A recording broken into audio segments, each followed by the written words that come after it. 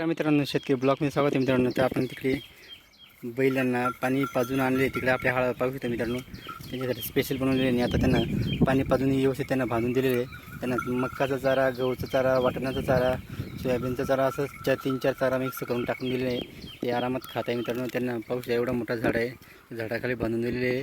आणि आपण इथं थांबलेलो आहे कारण की पावसाचा भविष्याने जर वारा किंवा पाऊस जास्त प्रमाणात आपल्याला दिसला तर आपण आपली बैलगाडी इथंच आहे. ती बैलगाडी झोपून लगेच आपण घरी त्यांना लगेच घेऊन जाणार मित्रांनो. कारण की सध्या त्यांना काम नाही आहे आपल्या बैलांचं. फक्त इथं चारा पाणी करून देतो आणि इथं खत वगैरे आहे, बैलांचं शेण वगैरे आपण लगेच इथं जागाच टाकून देतो आणि लगेच इथं चारा बिया त्यांच्यासाठी आपण आणून ठेवलेले.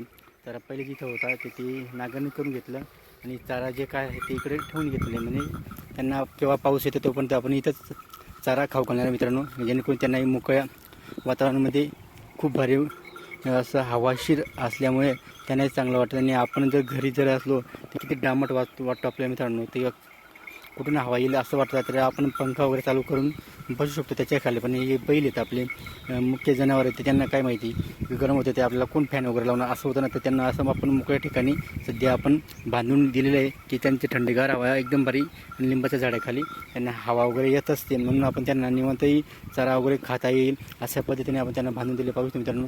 तर अशा पद्धतीने त्याचं चारा वगैरे खाणं चालू मित्रांनो. आणि त्यांना आपण व्यवस्थित आपल्या लिंबाच्या झाडाखाली बांधून दिले. तर अशा पद्धतीने ते मोकळ्या वातावरणामध्ये मस्तपैकी राहताना हवाही खूप बेस्ट आहे आणि हवाही खूप चांगली येत आहे. असा मोठा आहे लिंबाचा झाड आहे. झाड पाहू शकतो मित्रांनो. असं मोठं झाड आहे. झाडाखाली एकदम भारी सावली आहे. सावलीखाली आपली बैलगाडी सोडलेली आहे. परत चारा आहे. परत इथं त्यांना लगेच आपण त्याच्या खालचं जे घाणं असतं ते घाणं इथं साफसफाई करून परत इथं पाठीमागून लगेच आपण टाकून देते. त्यांना जागा साफसफाई करून ठेवलेली पाहिजे मित्रांनो.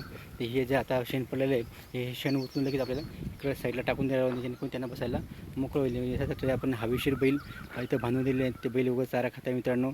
अशा पद्धतीने आपण बैलांची काळजी घेतो का आपण बैल आपले खूप कष्ट करता मित्रांनो. म्हणून आपल्या बैलांची काळजी घेणं हे खूप आपले गरजेचं आहे मित्रांनो. व्हिडिओ आवडले तर लाईक शेअर कमेंट नक्की करा आणि आमच्या चॅनलला एकदा अवश्य भेट द्या मित्रांनो. जय जवान जय किसान.